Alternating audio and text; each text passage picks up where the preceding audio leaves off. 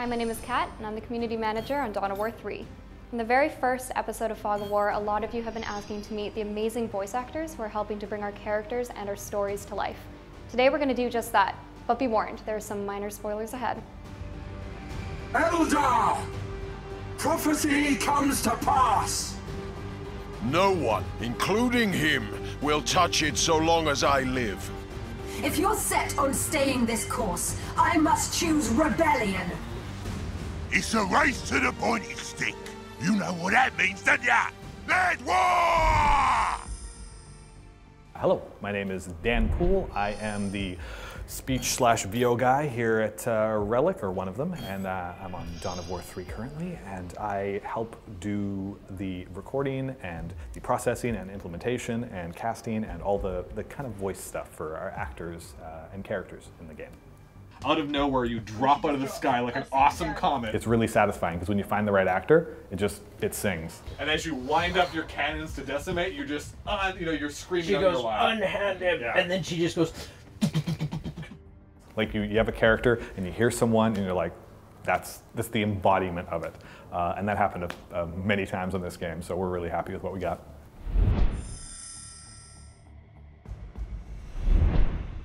I'm Elizabeth Andrew Author, and I'm playing Lady Solaria. I am a giant bad robot. Scion 1 to Dauntless. Do you read Dauntless? I'll be brief. I've received welcome tidings from a detestable source. In voice work, you just kind of go with your gut instinct, which is really refreshing, actually, because you don't overthink things. So the Knights Varlock march to Acheron. She's youthful, but she's got that real sort of command to her. Unhand him! I think the first time I did it, I basically had kind of like just battle lines. So it'd be like, get down, or like, they're shooting from this angle, which doesn't really tell you much. Be advised, an orc pool party is within the walls. Nailed it. As we've gone on, I'm seeing a lot more of who she is as a person rather than just kind of this commanding military style. We would be honoured if you would join us. Yeah, great. Okay. Hi, I'm Elliot Cowan. I'm playing Kaya in Dawn of War 3. I am needed to lead our search for the Vault Passage. If you can't deal with mere orcs, I'll send another on whom I know I can depend. There's a picture, an artist's impression of how it's going to look in the game.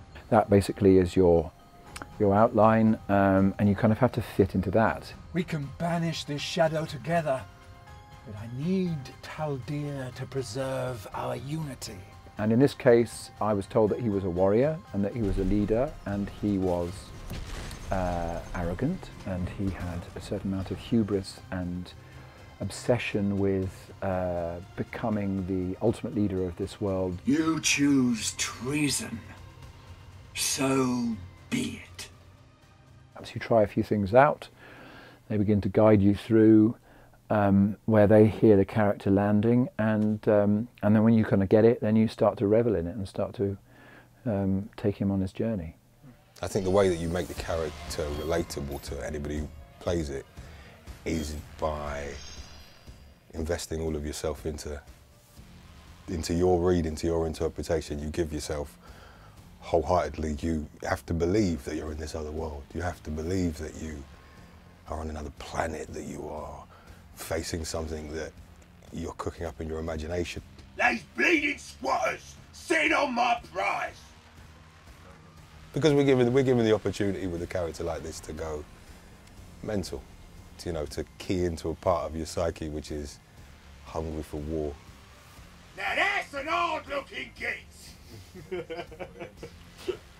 It's hard on the voice, but a lot of fun. Duh! There's a pointy end, isn't there? I'll kill him with me spear, or I'll kill him with me zogging claw. What matters to you lot is that these gits give us a good fight for it. And what matters to me is, I want that steak! Hello, my name is Alec Newman. I play Gabriel Angelos. Hello, I'm Chris Fairbank, play the Inquisitor. Do not let the spear fall into the hands of our enemies. Well, there are two separate agendas going on with these characters, each in their different way. Angelos, I forbade you to land on Acheron, yet you defied me. Inquisitor, I could not let my brothers lie in dishonor on that world. It is right that I did not. There's something being held back, there's defiance that goes on one character's part, and essential nastiness and duplicity going on with the other. It is not just orcs on Acheron, but the Eldar as well. Their webway is more invasive than I imagined. A lot of this kind of work is very solitary. You're usually alone. That's what you intend to blockade, is it not, Inquisitor? Oh, that's good. That was great. That works very well. Yeah. Okay, great. Well. Okay. Well. It was amazing. It was so nice to have a human getting that feedback, and that mutual energy, I think, is not to be underestimated. You have gone to great ends for her. Not always. Essentially, you're doing the same thing, which is authenticity, a kind of congruence. That's what you want to create throughout your work as an actor, if you like. And it's finding a congruence between the illustration, the voice, and the intention. And I think what we found in there was quite, like you say, instinctive. There would be blood to pay if it was known another Craftworld was harbouring her soul. But I think in a way she's beyond that, because she's a prophetess, and she can see into the future, and she knows things instinctively. Typical farseers. No secret is safe. And how she holds herself, and how she interacts in the world in a way where it isn't just day to day, it's the bigger picture. There's a lot going on, but you just literally, little tweaks, little signals can inform quite an enormous change in the character. If I can be a better brother in her death than I was in life, that is enough. We start with performance. That's really important. We are also really careful. Our voice director, Justin, he is familiar with the 40K universe. He's worked in this universe before on other games, and he kind of understands the tone of an Eldar, like the ha of a Space Marine, or like the wackiness of an orc. And so locking into those, like, you know, becoming those specific archetypes, and then specifically what type of orc they are or what type of Eldar they are, that is initially what takes a while, because you want to make sure it's true to the IP and to what we're looking for specifically. And once you have that in, then it's fun. The Warhammer universe has British origins. To be able to cast from authentic, like, Cockney voices is really helpful, especially because the actors are familiar with, like, the subtleties and the different kind of regionalities of that kind of stuff. You know, an intense British Space Marine is the most, it just gives you that power. It's a kind of a cool, it just feels Warhammery, it feels right.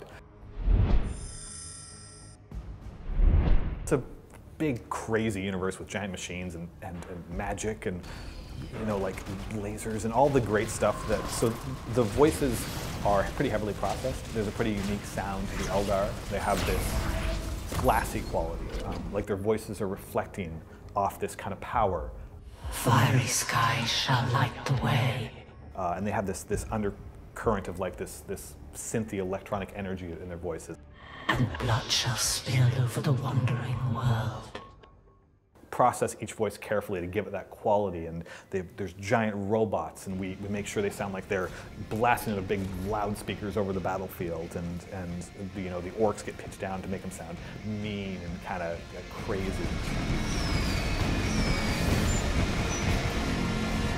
Almost every voice in the game goes through a lot of alteration. They're humans when they start, and they all end up these crazy, mythical, larger-than-life characters. A lot of the time, stories are told from the ground. You are either in the character's perspective, you are down there, and we tell all our stories from kind of a stylized way. We were up above the character, and so when recording and doing our voices, we have to imagine what the full picture is going to look like. It's not just going to be one person in a room talking to another person. It's going to be one person screaming over 800 orcs cheering down a hill. It's, you know, it's complicated, but it's kind of when it all works together nicely. That's when you know you did it right. Thanks for tuning in to the latest episode of Fog of War. As always, be sure to comment below and let us know what you'd like to see in the next episode. And until then, be sure to connect with us on social media. See you next time.